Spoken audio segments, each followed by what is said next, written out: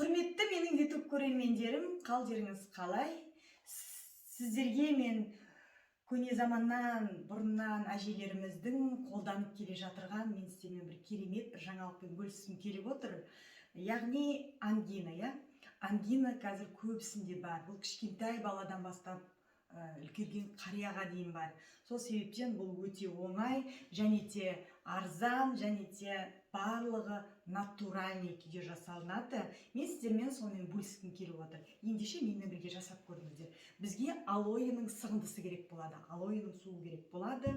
Және де бізге алоэның үстіне 3 бас чеснокты өткізіп, өткізіп жаңағы саламыз. 3 бас чеснокты саламыз. Содан кейін бір кішкентай қасықпен, бір чайный ложкамен арақ, водка құямыз. Содан кейін бір қасық мед саламыз, бал саламыз, қыздар. Барлығын жақсылап араластырамыз, жақсылап. Керемет осындай бір смесь болып шығады.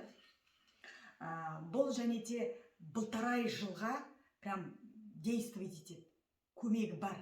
Бір жасайсыз, көп жыл ауырмайсыз ангинамен. Соны сіздер жасап көріңіздерші, міндетті түрде. Яғни смесь дайын болды, араластырдық.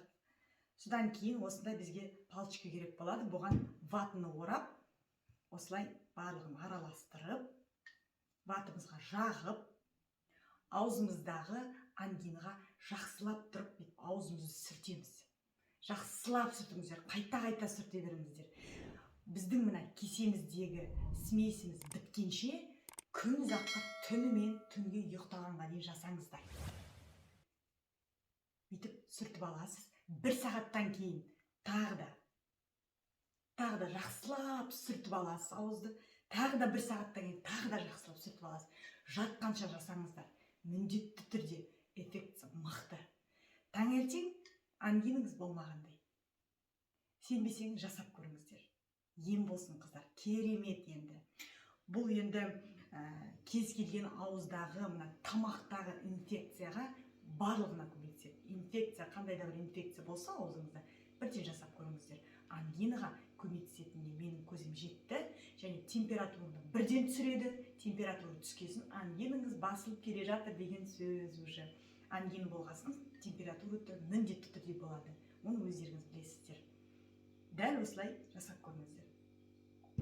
Сіздерге ем болсын. Менімен бірге болыңыздар. Подписка жасамаған оқырмандар маған подписка жасап қойыңыздар.